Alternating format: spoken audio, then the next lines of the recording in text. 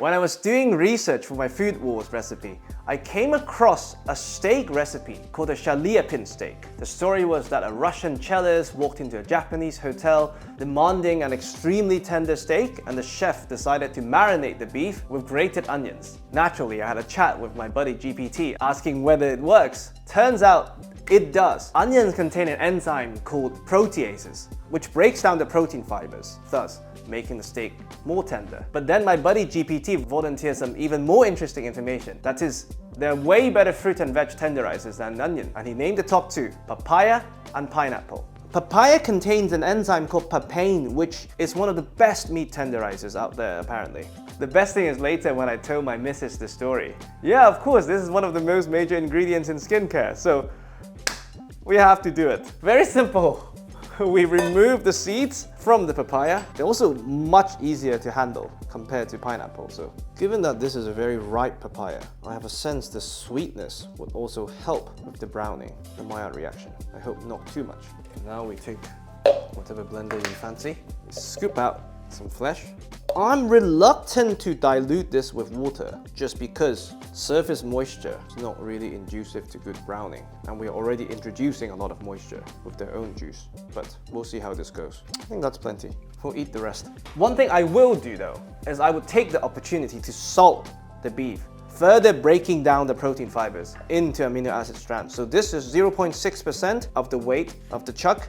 This goes in and we blitz, or attempt to blitz. Yep, I think we can make it work without water.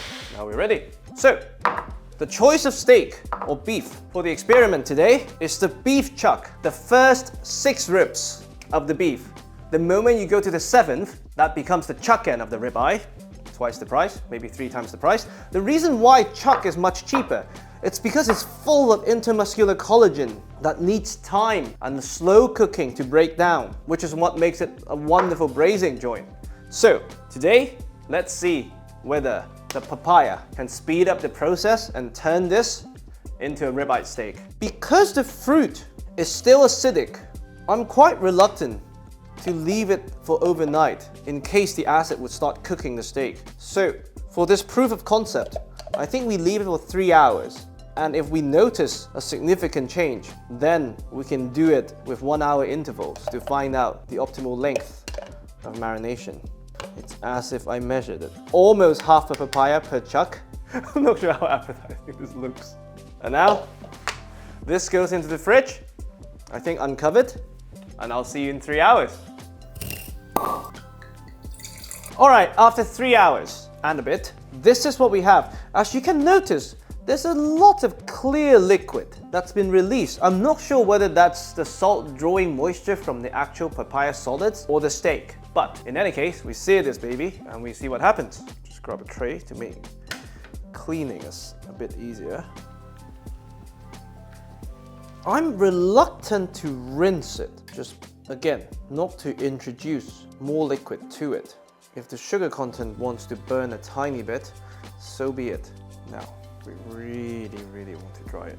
Surface moisture is the #1 enemy to good browning, good Maillard reaction. And because we're trying to see the tenderizing effect of the enzyme, we're just gonna sear it on the stovetop, even overcooking it a little bit, just to see whether it actually makes a difference. Because you start sous vide cooking this, blah blah blah, what's the point? The only thing is I'm mindful about the sugar content burning, so, but still. Anyhow, very hot stove, very hot pan, high smoke point oil, vegetable oil here, oil shimmers immediately, swirl it around, even coating. Papaya chuck goes in. As usual, we press it down to maximize the surface area that's in contact with this really hot pan, causing the Maillard reaction. Protein, high heat, more flavor, more meaty taste.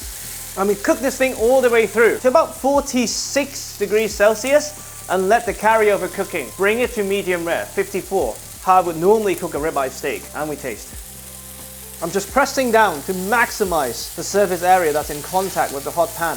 I can smell something has burned, a little bit, but that's okay.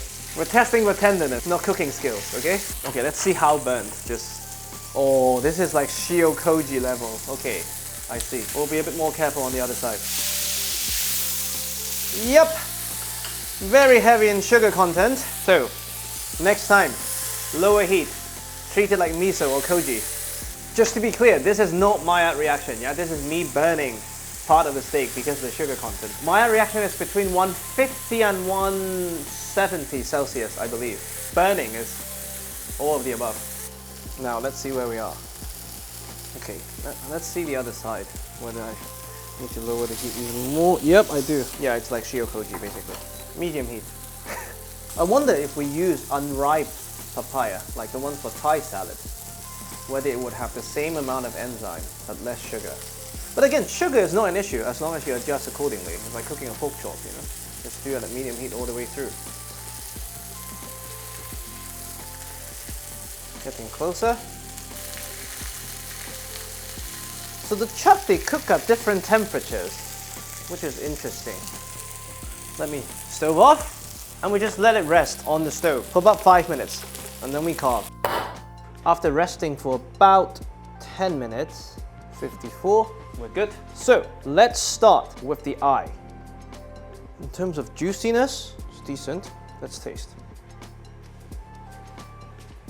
Wow, I'm actually stunned.